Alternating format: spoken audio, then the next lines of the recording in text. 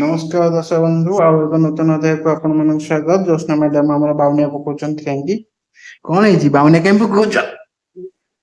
ସେଟା କାଇଁ ପୋଡୁଛି ତ? ଆଖି ପଡୁଛି କାହିଁକି? କେଜାଣି। ଆଉ ପ୍ରଶ୍ନ ଉତ୍ତର ଦବ?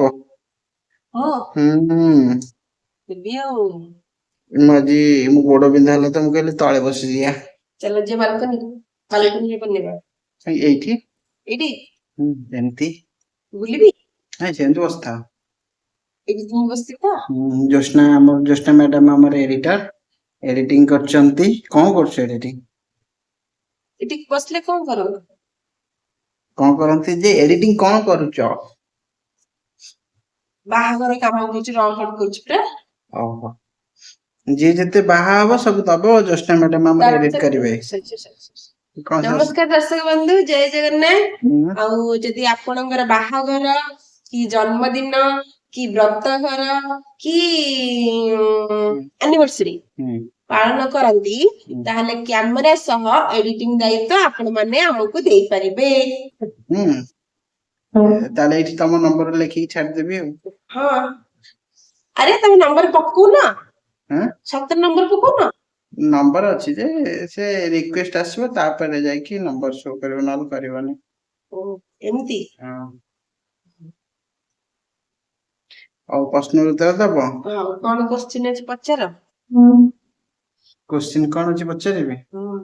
ଯଦି ଦେଇପାରିଲା ଭଳିଆ ଉତ୍ତର ଥିବ, ଏ କୋଶ୍ଚିନ୍ ଥିବ, ଦେଇପାରିଲା ଭଳିଆ ଉତ୍ତର ଥିବ, ନାଇଁ ଦେଇପାରିଲା ଭଳିଆ ଯଦି କୋଶ୍ଚିନ୍ ଥିବ ତାହେଲେ ଉତ୍ତର ମୁଁ ଦେବି। ଆଉ ଯଦି ମୋ ମୁଣ୍ଡ ବାହାରିଥିବ ମୁଁ ଦେଇପାରିବି। ତାର ଗୋଟେ ସୁନ୍ଦର ଶରୀର ଅଛି, ତା ଶରୀରରେ ସେ ଦିନ ଯାକ ଗାଡି ଚାବି, ଘର ଚାବି ସବୁ ସାଇତି ରଖେ, ହେଲେ କେବେ କୌଣସି ତାଲା ଖୋଲି ପାରେ ନାହିଁ।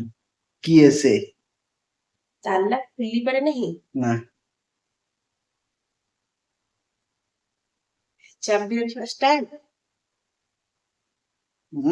ଚାବି ରଖିବା ଷ୍ଟାଣ୍ଡ? ଚାବି ରଖିବା ଷ୍ଟାଣ୍ଡ? ସିଏ ଗୋଟେ ହବ ଚାବି ରିଂ। ଚାବି ରିଂ? ଷ୍ଟାଣ୍ଡ କେମିତି ହବ? ଏଟା ଚାବି ରିଂ ହବ ନା? ନାଇଁ, ଚାବି ରଖିବା ଷ୍ଟାଣ୍ଡରେ ସବୁ ଚାବି ସାଇତା ହେଇକି ରଖା ହୁଏ ନା। ଯେ ସେଟା ରିଂ ରେ ଗଳେଇଲେ ତାପରେ ନେଇକି ରିଂ ଟାକୁ ଟାଙ୍ଗିବ ନା, ସେଥିରେ ଯୋଉ ଥିବ କଣ୍ଟା। ଓହୋ, କେତେ ବୁଦ୍ଧି। ହଉ, ସେକେଣ୍ଡ ପ୍ରଶ୍ନ। ଏମିତି କେଉଁ ଜିନିଷ ଅଛି ଯାହା ଭିତରକୁ ଗଲେ ଘରର ସବୁ ଜିନିଷ ତାରି ପାଇଁ ଦେଖାଯାଏ? ଏମିତି କେଉଁ ଜିନିଷ ଅଛି ଯାହାର ଭିତରକୁ ଗଲେ ଘରର ସବୁ ଜିନିଷ ତା ପାଇଁ ଦେଖାଯାଏ, କିନ୍ତୁ ତାକୁ ବନ୍ଦ କରିଦେଲେ ଘରେ ପବନ ବି ବସିପାରେ ନାହିଁ?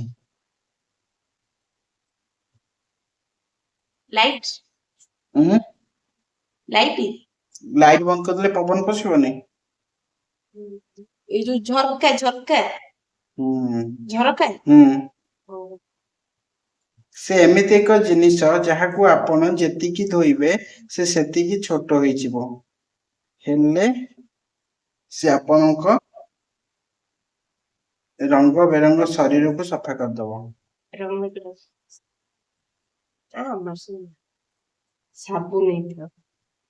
ସାବୁନ ନହେଲେ ସାବୁନ। ସାବୁନ।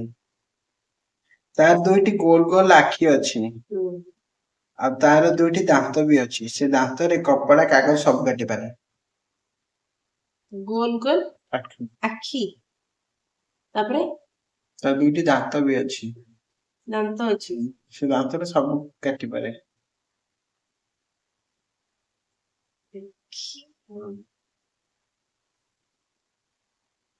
କଇଁଚି? ଯୋଉ ଆଙ୍ଗୁଠି ଗଳିଆ ହୁଏ ସେଇଟାକୁ ଆଖି କହୁଛ ନା?